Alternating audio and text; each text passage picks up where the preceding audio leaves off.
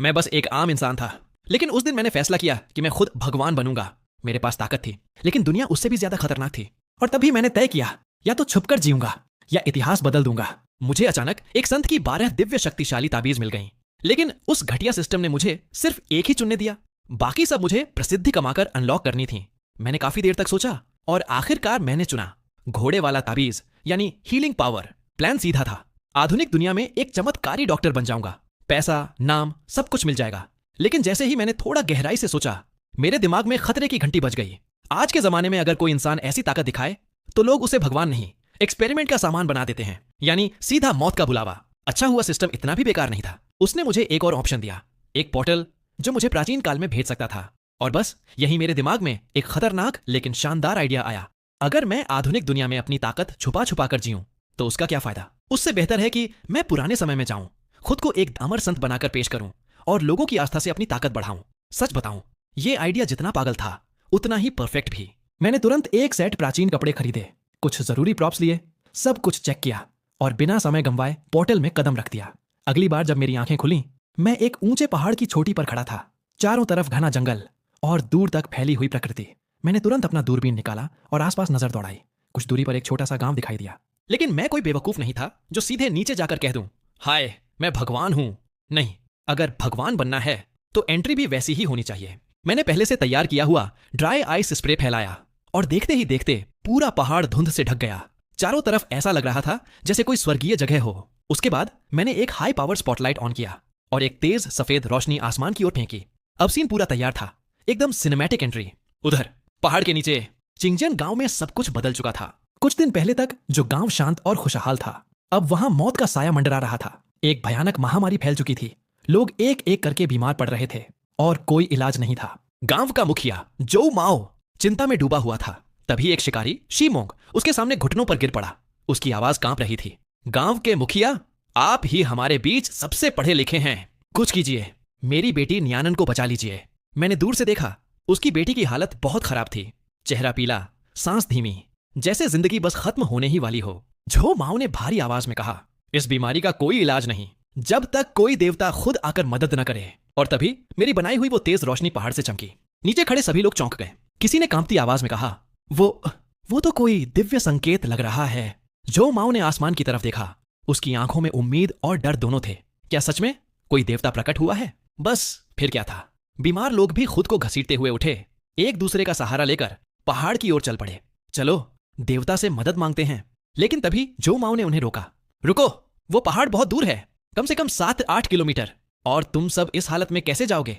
ऊपर से रात का समय, जंगली जानवरों का खतरा भी है, सुबह जाना बेहतर होगा। लोग रुक गए, लेकिन शीमोंग नहीं। वो अचानक खड़ा हुआ, उसकी आंखों में जिद थी। मुखिया, अगर सुबह तक इंतजार किया तो देवता जा सकते हैं।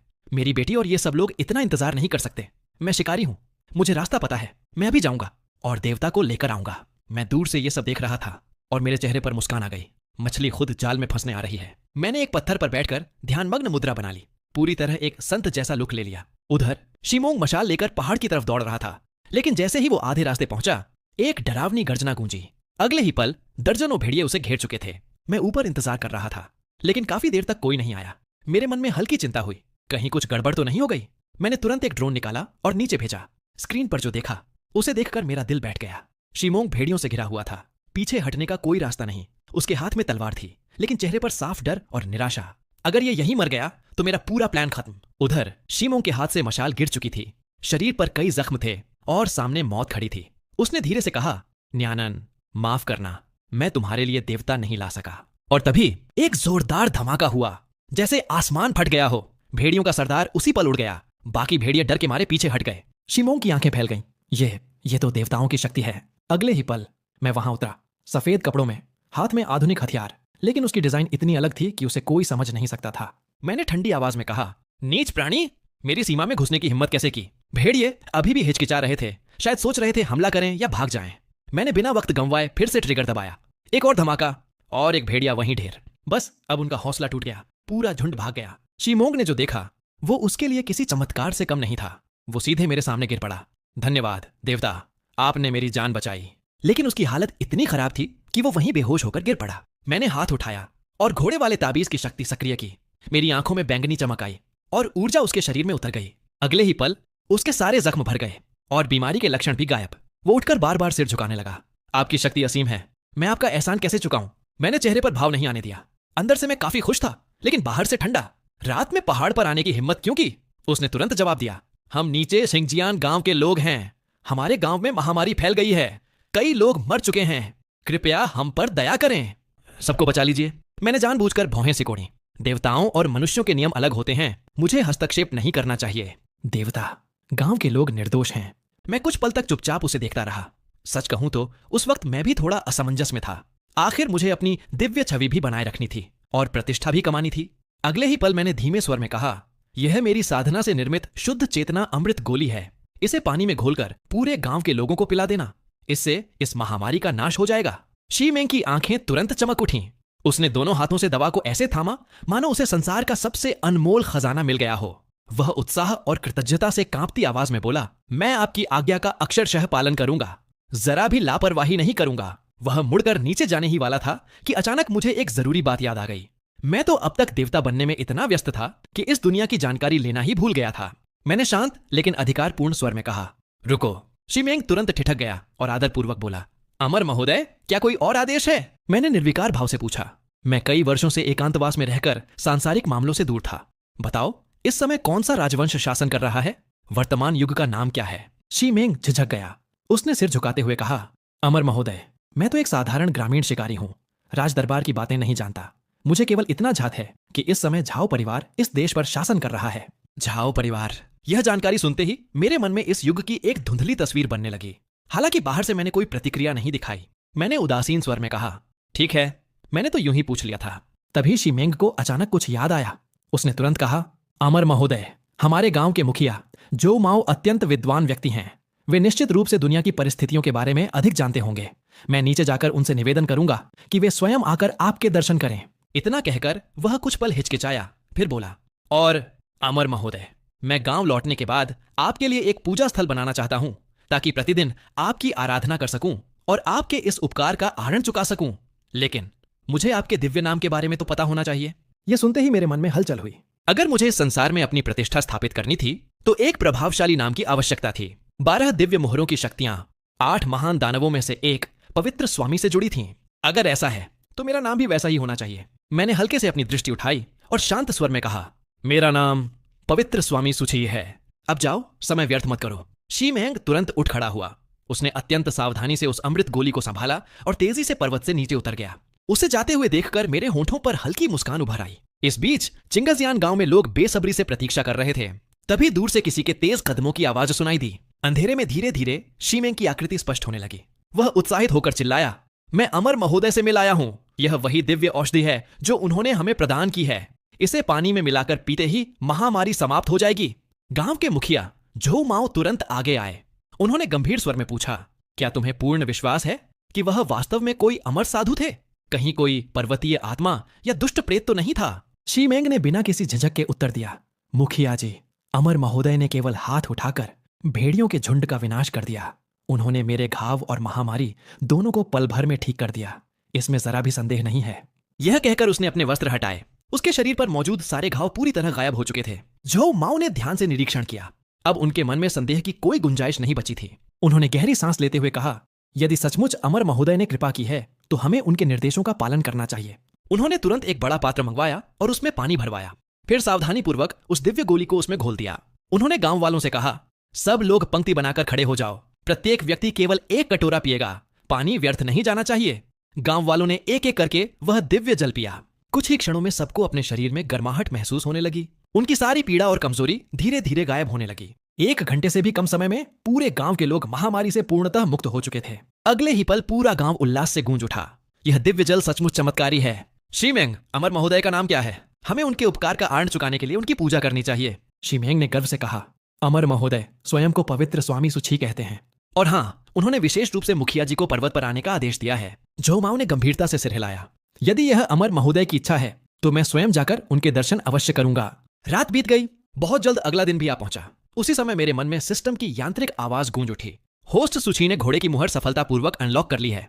अगली मुहर को प्राप्त करने की प्रगति 100%। मैं स्तब्ध रह गया। क्या प्रगति पूरी हो गई? मुझे इस पर विश्वास ही नहीं हुआ। चिंगजियान गांव की आबादी बहुत बड़ी नहीं थी। सिद्धांत रूप से इतनी जल्दी पर्याप्त प्रतिष्ठा प्राप्त नहीं होनी चाहिए थी। मैंने तुरंत सिस्टम से पूछा, यह कैसे संभव है? सिस्टम ने उत्तर दिया, होस्ट द्वारा प्राप्त प्रतिष्ठा स्थिर नहीं होती। यह लोगों की आस्था की गहराई, कृतज्ञता की तीव्रता और घटना के प्रभाव क्षेत्र के संयुक्त मूल्यांकन पर आधारित होती है। यह सुनते ही मुझे सब समझ में आ गया। अब आश्चर्य की कोई बात नहीं थी। चिंगजियान गांव के लोगों ने पहले महामारी की निराशा झेली थी और फिर मैंने उन्हें चमत्कारिक रूप से जीवन दान दिया था। स्वाभाविक रूप से वे मेरे प्रति गहरी श्रद्धा और अटूट विश्वास रखते थे। यही कारण था कि मेरी प्रतिष्ठा इतनी तेजी से बढ़ी। अब मुझे ऐसी शक्ति की आवश्यकता थी जो एक अमर साधु की छवि को और भी मजबूत बना सके। अगले ही पल मैंने नई मुहर की शक्ति का उपयोग किया। मैंने अपनी चेतना को सक्रिय किया और एक विशाल चट्टान की ओर ध्यान केंद्रित किया। तुरंत मुझे महसूस हुआ कि मेरे शरीर में नई ऊर्जा प्रवाहित हो रही है।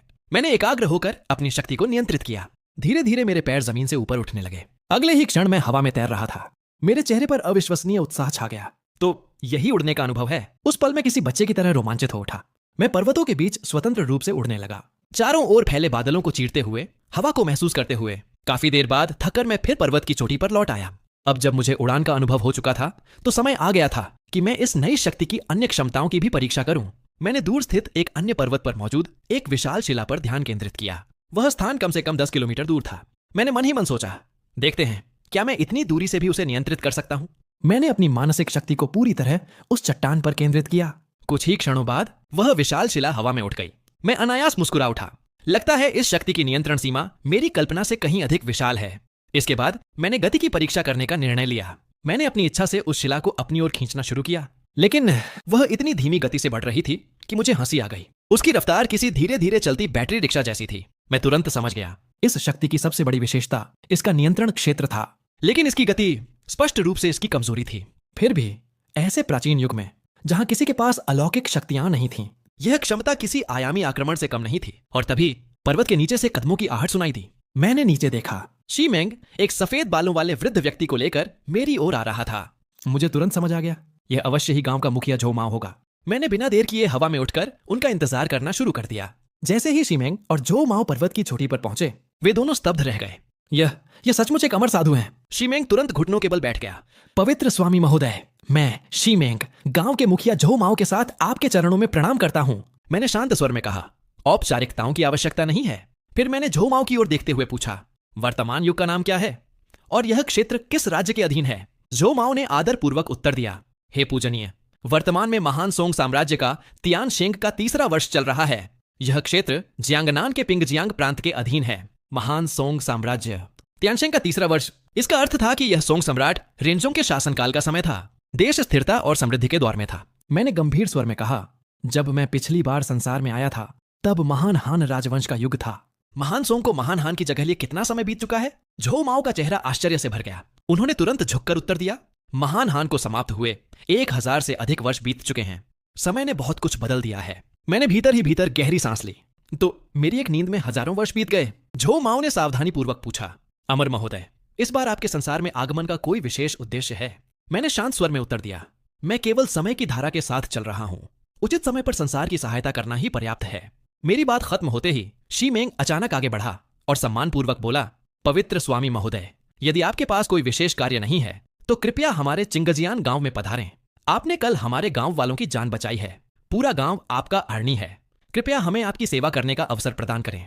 सच कहूं तो शुरुआत में मेरा इरादा मना करने का था, लेकिन अगले ही पल मैंने अपनी वर्तमान स्थिति के बारे में सोचा। मेरे पास अब ऐसी शक्तियां थीं जो इस प्राचीन युग में लगभग अजेय थीं। मुझे अब हर समय छिपकर रहने की आवश्यकता नहीं थी। इसके अलावा यह मौका मुझे गांव वालों के साथ संबंध मजबूत करने और अपनी प्रतिष्ठा बढ़ाने का अवसर भी दे सकता था। कुछ पल सोचने के बाद मैंने हल्के से सिर हिलाया। ठीक है, चूंकि तुम लोग इतनी विनम्रता से आग्रह कर रहे हो तो मैं तुम्हारे गांव चलूंगा। यह कहते हुए मैंने अपनी मानसिक शक्ति सक्रिय कर दी। अगले ही क्षण अदृश्य ऊर्जा ने शीमेंग और झो माओ दोनों को घेर लिया। दोनों को अचानक लगा कि उनका शरीर बेहद हल्का हो गया है और फिर वे दोनों जमीन से ऊपर उठ गए। शीमेंग की आंखें डर और आश्चर्य से फैल गईं। ये क्या हो रहा है? झो माओ भी हड़बड़ा कर बोले, अमर महोदय, हम उड़ रहे हैं। मैंने शांत स्वर में कहा, घबराने की आवश्यकता नहीं है। मैं केवल अपनी शक्ति से तुम्हें सहारा दे रहा हूं ताकि तुम्हें कठिन पर्वतीय रास्तों पर चलने का कष्ट न उठाना पड़े। लगभग 10 मिनट बाद हम चिंगजियान गांव के ऊपर पहुंच चुके थे। नीचे गांव वालों ने आसमान की ओर देखा। अरे ऊपर देखो, वहां 3 लोग उड़ रहे हैं। हे भगवान, क्या वह शीमेंग और मुखिया जी नहीं है? क्या सचमुच कोई अमर साधु हमारे गांव आ रहे हैं? पूरा गांव उत्तेजना से भर उठा। कुछ ही क्षणों बाद हम गांव के बीचों बीच उतर गए। झो माओ सबसे पहले संभले। उन्होंने तुरंत घुटनों के बल बैठकर प्रणाम किया। यह देखकर बाकी गांव वाले भी एक एक करके झुक गए। पवित्र स्वामी महोदय, हमारे प्राणों की रक्षा करने के लिए आपका धन्यवाद। मैंने हाथ उठाकर कहा, उठो, इतनी औपचारिकता की आवश्यकता नहीं है। झो माओ खड़े हुए और ऊंची आवाज में घोषणा की, आज हमारे चिंगजियान गांव के लिए अत्यंत शुभ दिन है। प्रत्येक परिवार अपने घर का सबसे अच्छा भोजन लेकर आएगा। हम पवित्र स्वामी महोदय के स्वागत में भोज का आयोजन करेंगे। जी। पूरा गांव उत्साह से भर उठा। जल्द ही गांव के प्रवेश द्वार के पास लंबी मेजें सजाई गईं। उन पर ग्रामीणों द्वारा तैयार किए गए विविध व्यंजन, धुआं छोड़ता हुआ मांस और घर का बना शराब रखी गई। भोजन समाप्त होने के बाद मैं उठने ही वाला था कि झो माओ ने मुझे रोक लिया। अमर महोदय, कृपया एक क्षण रुकिए। उन्होंने संकोच से कहा, पूरा गांव मिलकर आपके लिए यहाँ एक निवास स्थान बनाना चाहता है। कृपया हमारे गांव में स्थायी रूप से निवास करें और हमें अपना संरक्षण प्रदान करें। मैंने उनकी ओर देखा। तुम लोग इतना आग्रह क्यों कर रहे हो कि मैं यहीं रहूं? झो माओ ने गंभीर स्वर में उत्तर दिया, अमर महोदय, यद्यपि वर्तमान में महान सोंग का शासन है, लेकिन पिंगजियांग क्षेत्र के आसपास डाकुओं का आतंक बढ़ता जा रहा है। महामारी भी लगातार फैल रही है। आसपास के कई गांव पूरी तरह उजड़ चुके हैं। हम आपसे विनम्र प्रार्थना करते हैं कि आप हमारे गांव की रक्षा करें और इन निर्दोष लोगों को सुरक्षा प्रदान करें। उनकी बात सुनकर मैं कुछ पल के लिए मौन हो गया। मुझे इस गांव के लोगों की सादगी और अपनापन वास्तव में अच्छा लगने लगा था, लेकिन अगर मुझे एक रहस्यमयी अमर साधु की छवि बनाए रखनी थी तो अत्यधिक सांसारिक जीवन में डूबना उचित नहीं था। मैंने शांत स्वर में उत्तर दिया, एक साधक को प्रकृति के बीच रहकर संसार के नियमों का अध्ययन करना चाहिए। लंबे समय तक किसी गांव में रहना मेरे मार्ग के अनुकूल नहीं है। हालांकि मैंने कुछ क्षण रुककर आगे कहा, मैं चिंगली पर्वत पर अपना निवास स्थापित करूंगा। यदि कभी कोई आवश्यक कार्य हो तो तुम लोग वहां आ सकते हो। झो माओ और शिमेंग दोनों के चेहरे पर राहत दिखाई दी। उन्होंने तुरंत सिर झुकाकर कहा, हम आपकी आज्ञा का पालन करेंगे। तभी झो माओ ने झिझकते हुए पूछा, अमर महोदय, क्या वे दिव्य औषधियां अत्यंत दुर्लभ होती हैं? मैंने सिर हिलाया। हाँ, ऐसी औषधियां तैयार करने के लिए अनेक दुर्लभ आध्यात्मिक जड़ी बूटियों की आवश्यकता होती है। वर्तमान में मेरे पास तैयार औषधियों का भंडार नहीं है। असल में मैं मन ही मन कुछ और सोच रहा था। यदि मैं हर बार दिव्य औषधि बांटता रहूं तो लोग मेरा नाम तो याद रखेंगे, लेकिन अगर मैं सीधे अपनी शक्तियों का प्रदर्शन करके लोगों को ठीक करूं तो वह प्रभाव कहीं अधिक गहरा होगा। लोग उस अनुभव को जीवन भर नहीं भूल पाएंगे। यह सोचकर मैंने आगे कहा, हालांकि मेरे पास अभी दिव्य औषधियां नहीं हैं, लेकिन मैं अपनी शक्ति से सीधे रोगों का उपचार कर सकता हूं। आसपास के गांवों में जो लोग महामारी से पीड़ित हैं, उन्हें एक स्थान पर एकत्रित कर लो। कल इसी समय मैं लौटकर उनका उपचार करूंगा। यह कहते ही मैंने अपनी शक्ति सक्रिय की। मेरा शरीर हवा में उठ गया और अगले ही क्षण मैं पर्वतों की दिशा में उड़ गया। मेरे पीछे पूरा गांव एक साथ झुक गया। पवित्र स्वामी महोदय को हमारा प्रणाम। मेरे जाने के बाद गांव वाले आपस में चर्चा करने लगे। एक वृद्ध व्यक्ति ने झो माओ के कंधे पर हाथ रखा। मुखिया जी, आपके रिश्तेदारों वाला झो परिवार का गांव भी महामारी से प्रभावित है ना? क्यों ना उन्हें भी यहाँ बुला लिया जाए? दूसरे बुजुर्ग ने देखा कि झो माओ किसी गहरी सोच में डूबे हुए हैं। मुखिया जी, आप क्या सोच रहे हैं? झो माओ ने धीरे से कहा, मैं सोच रहा हूं कि हम पवित्र स्वामी महोदय के उपकार का प्रतिदान कैसे कर सकते हैं।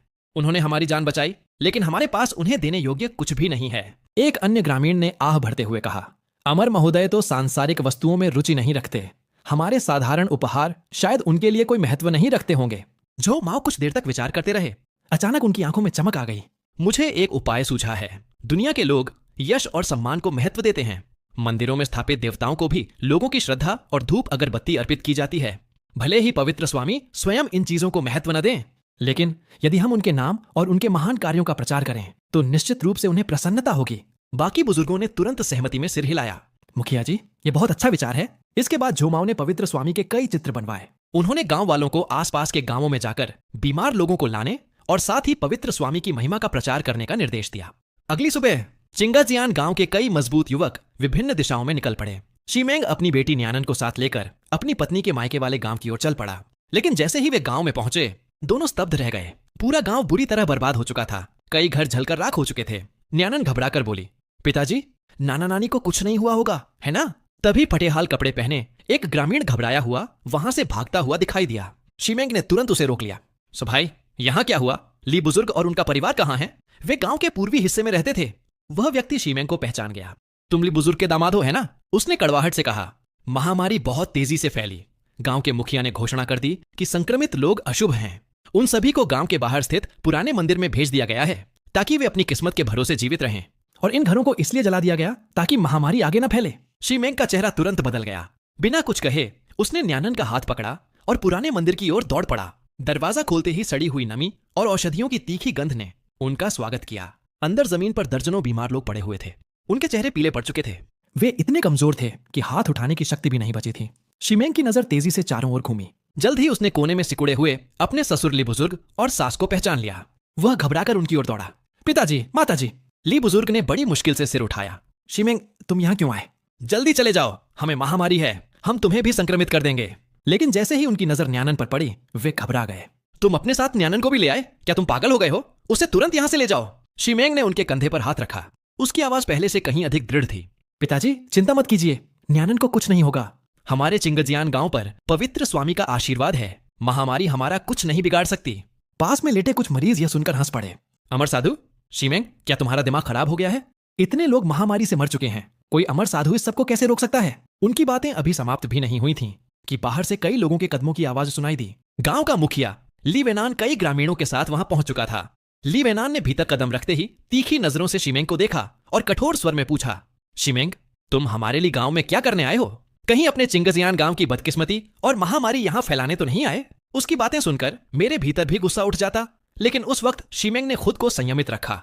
उसने गहरी सांस ली और दृढ़ स्वर में कहा, मुखिया जी, क्या आप सच में अपने ही गांव वालों के साथ ऐसा व्यवहार करते हैं सिर्फ इसलिए कि उन्हें महामारी हो गई है? आपने उन्हें मरने के लिए इस जर्जर मंदिर में छोड़ दिया और घरों को जला देने से क्या महामारी सचमुच खत्म हो जाएगी?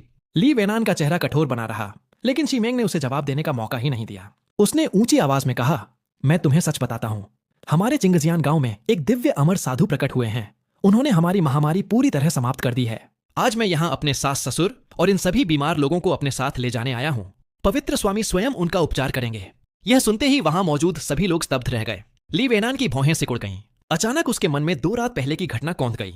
उसे याद आया कि देर रात चिंगजियान गांव की दिशा से एक सुनहरी रोशनी आसमान तक उठी थी। उस समय उसने सोचा था कि शायद कोई प्राकृतिक घटना होगी, लेकिन अब क्या सचमुच कोई अमर साधु प्रकट हुआ था? हालांकि शिमेंग के दृढ़ आत्मविश्वास को देखकर भी उसके मन का संदेह पूरी तरह समाप्त नहीं हुआ। वह कुछ कहने ही वाला था कि शिमेंग ने अपने वस्त्रों के भीतर से एक चित्र निकाल लिया। उसने चित्र को सबके सामने फैलाते हुए कहा, देखो, यही है हमारे पवित्र स्वामी सुची। इन्होंने पूरे चिंगजियान गांव को महामारी से बचाया है। उनकी दिव्य शक्तियों के सामने यह महामारी कुछ भी नहीं है। भीड़ में से तुरंत विरोध की आवाजें उठने लगीं। कौन जाने यह किसी साधारण व्यक्ति का चित्र हो? अमर साधु इतनी आसानी से पृथ्वी पर अवतरित नहीं होते। लोगों को भ्रमित करना बंद करो। कुछ ही क्षणों में पूरा वातावरण तनावपूर्ण हो गया और तभी न्यानन ने अचानक शिमेंग का हाथ छोड़ दिया। वह आगे बढ़ी और अपनी छोटी सी देह के बावजूद दृढ़ता से सबके सामने खड़ी हो गई। उसकी मासूम लेकिन गंभीर आवाज पूरे कमरे में गूंज उठी। कृपया झगड़ा मत कीजिए। चिंगजियान गांव में सचमुच एक अमर साधु हैं। पवित्र स्वामी बहुत दयालु हैं। उन्होंने स्वयं कहा है कि महामारी से पीड़ित लोगों को हमारे गांव ले आओ, वे सबका उपचार करेंगे। इसके बाद उसने ली वेनान की ओर देखा। मुखिया जी, भले ही आपको अमर साधु पर विश्वास न हो, लेकिन अगर मेरे पिताजी इन लोगों को अपने साथ ले जाते हैं तो आपके गांव के लिए भी यह बुरा नहीं होगा। कम से कम महामारी के फैलने का खतरा तो कम होगा। न्यानन की बात सुनकर ली वेनान चुप हो गया। उसने चारों ओर पड़े कमजोर और मरते हुए गांव वालों को देखा। कुछ देर बाद उसकी कठोर आंखों में भी झिझक दिखाई देने लगी। आखिरकार उसने गहरी सांस लेकर कहा, शिमेंग, मैं तुम्हारी बेटी की बात का सम्मान करते हुए इस बार तुम पर विश्वास करूंगा, लेकिन अगर कुछ भी गलत हुआ, उसकी आवाज गंभीर हो गई, तो उसकी पूरी जिम्मेदारी तुम्हारी होगी। शिमेंग ने बिना हिचकिचाए सिर हिलाया। मैं तैयार हूं। इसके बाद वह अपने सास ससुर को सहारा देकर खड़ा करने लगा। धीरे धीरे उसने वहां मौजूद अन्य बीमार लोगों की भी मदद की। आखिरकार लगभग दर्जन भर संक्रमित ग्रामीणों का समूह चिंगजियान गांव की ओर रवाना हो गया। लेकिन किसी को पता नहीं था कि ली वेनान दूर खड़ा उन्हें जाते हुए देख रहा था। उसकी आंखों में संदेह और जिज्ञासा दोनों मौजूद थे। वह मन ही मन बुदबुदाया, मुझे इनके पीछे जाना होगा। अगर चिंगजियान गांव में सचमुच कोई अमर साधु है तो मैं यह अवसर किसी भी कीमत पर नहीं गंवा सकता। लगभग आधे घंटे बाद चिंगजियान गांव के प्रवेश द्वार पर गांव के मुखिया झोमाओ पहले से ही कई ग्रामीणों के साथ प्रतीक्षा कर रहे थे। जैसे ही उन्होंने शिमेंग और बाकी लोगों को आते देखा, वे तुरंत आगे बढ़े। शिमेंग, सब कुछ ठीक रहा ना? रास्ते में कोई परेशानी तो नहीं हुई? शिमेंग ने राहत की सांस लेते हुए उत्तर दिया, सब ठीक रहा, सभी लोगों को सुरक्षित ले आया हूं। अब बस पवित्र स्वामी महोदय के आगमन की प्रतीक्षा है। इसके बाद धीरे धीरे अन्य ग्रामीण भी लौटने लगे। वे आसपास के विभिन्न गांवों से संक्रमित लोगों को साथ लेकर आए थे। अंततः गणना करने पर पता चला कि कुल मिलाकर 30 से अधिक मरीज वहां एकत्रित हो चुके थे। झोमाओ ने गंभीर स्वर में कहा, पवित्र स्वामी करुणामय हैं, वे निश्चित रूप से इन सभी लोगों को बचाएंगे। उधर मैं उस समय पर्वत की चोटी पर गहरी नींद में सो रहा था और तभी अचानक अलार्म की आवाज ने मुझे नींद से जगा दिया। मैं घबराकर उठ बैठा। ओह नहीं, मैं तो पूरी तरह भूल ही गया था कि आज गांव वालों का उपचार करना है। मैंने जल्दी जल्दी खुद को व्यवस्थित किया और तुरंत आकाश में उड़ गया। ऊंचाई से नीचे झांकते ही जो दृश्य मैंने देखा, उसे देखकर मैं खुद भी दंग रह गया। गांव के बीचों बीच दर्जनों लोग घुटनों के बल बैठे हुए थे। वे पूरी श्रद्धा के साथ मेरी प्रतीक्षा कर रहे थे। मैं अनायास हंस पड़ा। ये लोग तो इस मामले को मेरी अपेक्षा से कहीं ज्यादा गंभीरता से ले रहे हैं। लेकिन उसी पल मैंने खुद को संभाला। अगर ये लोग इतने समर्पित हैं तो मुझे भी उन्हें निराश नहीं करना चाहिए। नीचे खड़े जोमाओ ने ऊंची आवाज में घोषणा की, पवित्र स्वामी महोदय के आगमन का स्वागत करो। उनकी आवाज गूंजते ही आकाश में अचानक तलवार की तीखी ध्वनि सुनाई दी। एक चांदी जैसी चमकदार तलवार आसमान से नीचे उतरी और गांव के मध्य भाग में मजबूती से ढंस गई। तलवार के चारों ओर हल्की सुनहरी आभा चमक रही थी। अगले ही पल मैं धीरे धीरे आकाश से नीचे उतरने लगा। मेरे सफेद वस्त्र हवा में लहरा रहे थे। उस क्षण मैं सचमुच किसी स्वर्गीय अमर साधु जैसा प्रतीत हो रहा था। चिंगजियान गांव के ग्रामीणों की आंखों में आंसू आ गए। वे तुरंत सिर झुकाकर प्रणाम करने लगे। पवित्र स्वामी महोदय, आपका स्वागत है। दूसरे गांवों से आए लोग भी यह दृश्य देखकर पूरी तरह स्तब्ध रह गए। उनकी आंखें विस्मय से फैल गईं। उस समय उनके मन में केवल एक ही विचार था, इस दुनिया में सचमुच अमर साधु अस्तित्व में हैं। मैंने शांत स्वर में कहा, औपचारिकताओं की आवश्यकता नहीं है। आज मैं यहाँ इन रोगियों का उपचार करने आया हूँ। जोमाओ तुरंत आगे बढ़े। पवित्र स्वामी महोदय, ये सभी आसपास के गांवों से आए महामारी पीड़ित लोग हैं। कृपया उन पर दया करें। मैंने बिना किसी देरी के अपनी शक्ति सक्रिय कर दी। घोड़े की मुहर की दिव्य शक्ति मेरे भीतर प्रवाहित होने लगी। मुलायम दिव्य प्रकाश बीमार लोगों के शरीरों को ढकने लगा। अगले ही क्षण जिन लोगों के चेहरे पीले पड़ चुके थे और जिनकी सांसें कमजोर थीं, उन्हें अपने पूरे शरीर में एक गर्म ऊर्जा का संचार महसूस हुआ। कुछ ही पलों बाद सभी मरीज पूरी तरह स्वस्थ हो चुके थे। भीड़ में सन्नाटा छा गया और अगले ही क्षण पूरी सभा उत्साह से फूट पड़ी। चमत्कार! ये सचमुच दिव्य शक्ति है। पवित्र स्वामी अमर हैं। सभी ग्रामीण एक साथ घुटनों के बल बैठ गए। पवित्र स्वामी महोदय, हमें जीवन दान देने के लिए आपका धन्यवाद। मैंने हाथ उठाते हुए कहा, उठो। मैंने केवल वही किया जो आवश्यक था। इसी दौरान जोमाओ जल्दी से मेरे पास आए। उनके चेहरे पर संकोच झलक रहा था। पवित्र स्वामी महोदय, मैम, एक बात है जिसके लिए मैं आपसे क्षमा मांगना चाहता हूँ। मैंने उनकी ओर देखा। कहो। उन्होंने झुकते हुए कहा, कल मैंने अपनी इच्छा से आपके चित्र बनवाए और ग्रामीणों को उन्हें साथ लेकर आसपास के गांवों में भेजा ताकि वे आपके महान कार्यों का प्रचार कर सकें। मैंने यह निर्णय बिना आपकी अनुमति के लिया था। कृपया मुझे क्षमा करें। उनकी बात सुनकर मैं कुछ क्षणों के लिए चुप हो गया। सच कहूं तो उनका यह कदम मेरी योजना के लिए बेहद लाभदायक था। मेरी प्रसिद्धि जितनी अधिक फैलेगी उतनी ही तेजी से मैं नई मोहरों को अनलॉक कर पाऊंगा। लेकिन बाहर से मैंने शांत भाव बनाए रखा। चिंता मत करो, तुमने यह सब लोगों की सहायता करने के लिए किया है। मैं इससे नाराज नहीं हूं। जोमाओ ने राहत की सांस ली। इसी समय भीड़ के पीछे से ली वेनान आगे आए। उन्होंने आदरपूर्वक झुकते हुए कहा, पवित्र स्वामी महोदय, कृपया हमारे लिए गांव पर भी अपनी कृपा बनाए रखें। हम भी आपके सम्मान में मंदिर बनाना चाहते हैं और आपकी आराधना करना चाहते हैं। जोमाओ ये देखकर चौंक गए। मुखिया जी, आप यहाँ कब आए? ली वेनान ने शर्मिंदा स्वर में उत्तर दिया। मुझे अपने गांव वालों की चिंता थी, इसलिए मैं चुपचाप उनके पीछे चला आया। लेकिन मुझे बिल्कुल भी उम्मीद नहीं थी कि मैं सचमुच एक दिव्य अमर के दर्शन कर पाऊंगा। जोमाओ के मन में कुछ असंतोष अवश्य था, लेकिन उन्होंने कुछ नहीं कहा। मैंने शांत स्वर में उत्तर दिया, तुम्हारी भावनाओं को मैं समझता हूं, लेकिन मंदिर निर्माण जैसी चीजों में अति करने की आवश्यकता नहीं है। अपनी सामर्थ्य के अनुसार कार्य करो। कभी भी लोगों पर अनावश्यक बोझ मत डालो। ली वेनान ने तुरंत सिर झुका दिया। हम आपकी शिक्षाओं को सदैव स्मरण रखेंगे। मैंने हल्के से सिर हिलाया। उसी समय मैंने अपना सिस्टम इंटरफेस खोला। होस्टेस सुच्ची, नई मुहर अनलॉक, कुत्ते की मुहर। अगली मुहर की अनलॉक प्रगति 46%। यह देखकर मेरे मन में उत्साह की लहर दौड़ गई। लगता है कि जब ये लोग अपने अपने गांव लौटकर आज की घटनाओं का वर्णन करेंगे तो अगली मुहर भी जल्द ही मेरी हो जाएगी। लेकिन अब सवाल यह था, अगली बार मुझे कौन सी मुहर चुननी चाहिए? और तभी 4 दिन बाद की एक सुबह चिंगजियान गांव की एक संकरी गली में एक बुजुर्ग व्यक्ति धीरे धीरे चलता हुआ दिखाई दिया। लेकिन वास्तविकता यह थी कि वह मैं था। मैंने बंदर की मुहर का उपयोग करके अपना रूप बदल लिया था। हाँ, पिछली रात प्रतिष्ठा पर्याप्त मात्रा में बढ़ जाने के बाद मैंने तीसरी मुहर के रूप में बंदर की मुहर को चुना था। यह शक्ति न केवल मनुष्यों और वस्तुओं को जानवरों में बदल सकती थी, बल्कि मुझे पूरी तरह किसी अन्य व्यक्ति का रूप धारण करने की भी अनुमति देती थी। मैं उत्सुकता से गांव की गलियों में घूमता रहा। कुछ देर बाद मेरी नजर एक विद्यालय पर पड़ी। अंदर झांकने पर मैंने देखा कि जोमाओ बच्चों को 3 अक्षर सूत्र पढ़ा रहे थे। मैं मन ही मन मुस्कुराया। कोई आश्चर्य नहीं कि इस व्यक्ति को गांव में इतना सम्मान प्राप्त है। वो सचमुच दूरदर्शी और जिम्मेदार इंसान है। अवकाश के दौरान जब बच्चे बाहर खेलने चले गए तो मैं धीरे धीरे भीतर प्रवेश कर गया। मुस्कुराते हुए मैंने पूछा, मुखिया जी, आप इन बच्चों को इतनी लगन से पढ़ाते हैं, क्या आप चाहते हैं कि भविष्य में ये सभी शाही परीक्षा पास करके अधिकारी बने? जोमाओ मुस्कुराए। आप शायद बाहरी व्यक्ति हैं। मैं इन बच्चों को केवल इसलिए शिक्षित करता हूँ ताकि वे सही और गलत का अंतर समझ सकें, भले ही वे अधिकारी न बने। लेकिन शिक्षा उन्हें जीवन भर केवल खेतों में मेहनत करने तक सीमित नहीं रखेगी। उनकी बात सुनकर मेरे मन में उनके प्रति सम्मान और बढ़ गया। वास्तव में वे दूरदर्शी और दयालु व्यक्ति थे। बच्चों के घर लौटने के बाद जोमाओ ने मुझे अपने घर आने का निमंत्रण दिया। लेकिन जैसे ही मैं अंदर पहुंचा, उन्होंने अचानक घुटनों के बल बैठकर सिर झुका दिया। पवित्र स्वामी महोदय, आपके चरणों में प्रणाम। मैं एक पल के लिए सचमुच चौंक गया। इतनी जल्दी मेरी पहचान कैसे उजागर हो गई? मैं कुछ क्षणों तक जोमाओ को देखता रहा। सच कहूं तो उस पल मैं वास्तव में हैरान था। आखिर मैंने बंदर की मुहर की शक्ति से अपना पूरा रूप बदल लिया था। सामान्य इंसान के लिए मुझे पहचान पाना लगभग असंभव होना चाहिए था। मैंने शांत स्वर में पूछा, तुमने मुझे पहचान कैसे लिया? झोऊ माओ अभी भी घुटनों के बल बैठे हुए थे। उन्होंने आदरपूर्वक सिर झुकाते हुए उत्तर दिया, पवित्र स्वामी महोदय, यद्यपि आपने अपना स्वरूप बदल लिया है, लेकिन आपके शरीर से निकलने वाला दिव्य आभा मंडल और आपका बोलने का तरीका किसी साधारण व्यक्ति जैसा नहीं हो सकता।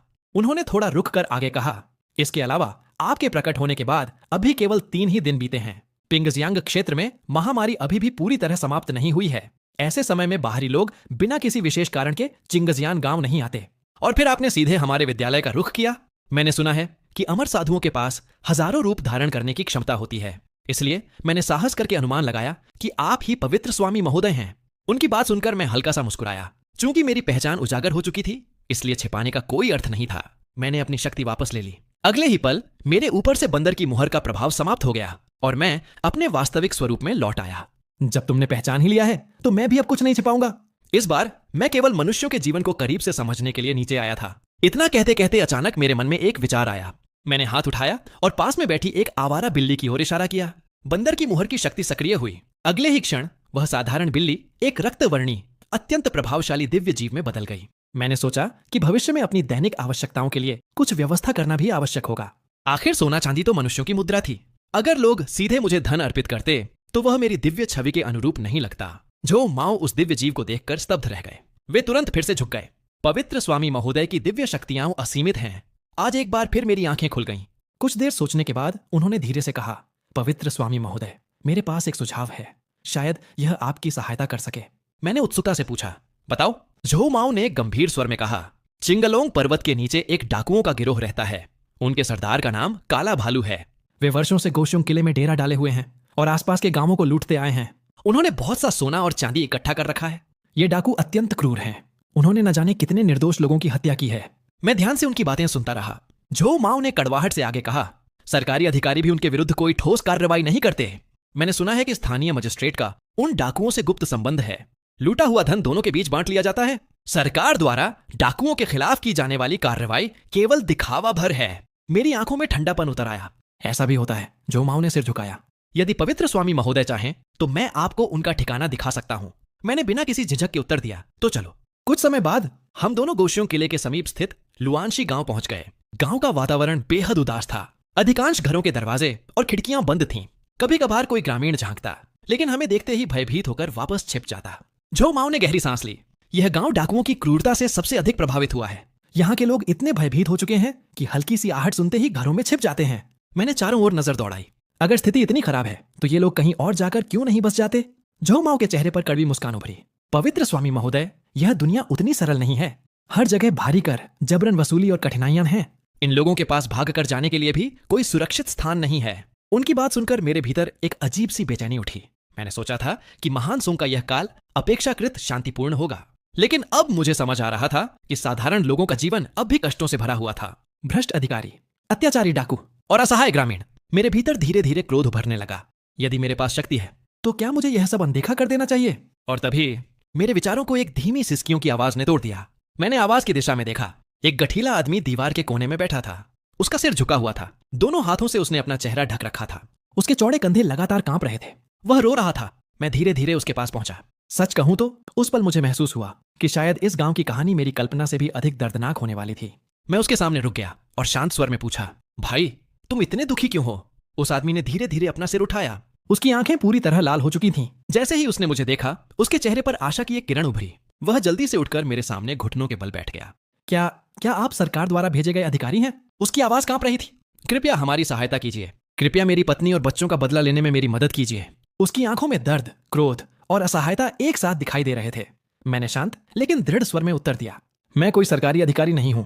मैं कुछ क्षण रुका, फिर उसकी आंखों में देखते हुए कहा, लेकिन अगर तुम सचमुच बदला लेना चाहते हो तो मैं तुम्हारी सहायता कर सकता हूं। और उसी पल मुझे एहसास हुआ कि शायद यह केवल प्रतिष्ठा अर्जित करने की यात्रा नहीं रहने वाली थी। अब यह उन लोगों की लड़ाई भी बन सकती थी जिनके पास स्वयं अपने लिए न्याय मांगने की ताकत नहीं थी।